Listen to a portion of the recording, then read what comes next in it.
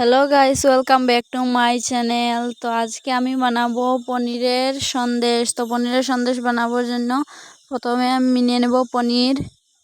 তো এখন পনিরটাকে আমি মেখে একদম মিহি করে নেব। দেখো, মিহি করে একটা লাড্ডু বানিয়ে নিয়েছি। তারপর কড়াইতে দিয়ে দেব দুধ। আমি এখানে আমুল দুধ দিয়েছি, আপনারা পারলে গাইয়ের দুধ দিতে পারবেন। তাও দুধটা গরম হচ্ছে। তারপর আমি পনিরটা যেটা মেখে রেখে দিয়েছিলাম সেটা আমি দিয়ে দেব। সেটা দিয়ে নাড়তে থাকবো। আর আমি প্রথমে চিনিটা দিয়েছি, চিনিটা দিতে সময় ভিডিওটা করতে ভুলে গেছি। চিনি আর এলাইচিটা দিয়েছি, তার জন্য সরি, আমি ভিডিওটা করতে পারিনি।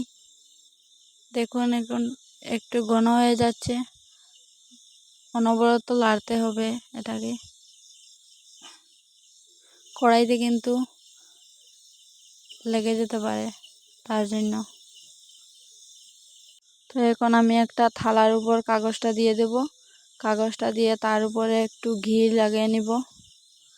ঘিটা লাগানোর পর তো আপনারা দেখতেই পাচ্ছেন, আমি এটাকে এখানে একদম শেপ দিয়ে দেব।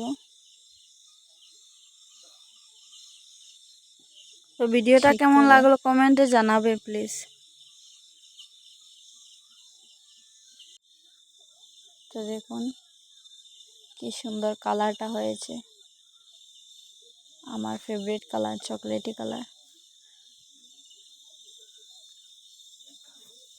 তো এটাকে হাত দিয়ে একটু নেড়ে নেব, নাড়িয়ে ঠিকভাবে বসিয়ে এখন এটাকে কাটবো।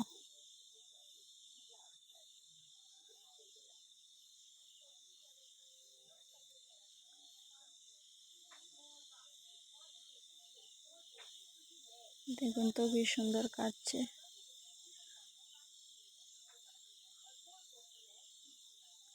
ঠান্ডা করে নিতে হবে, কিন্তু ঠান্ডা না হলে কিন্তু যেটা দিয়ে কাটছেন সেটাতে লেগে যাবে। তো দেখুন এটা শেপ হয়ে গেছে। তার উপর আমি একটু বাদামের টুকরো দিয়েছি,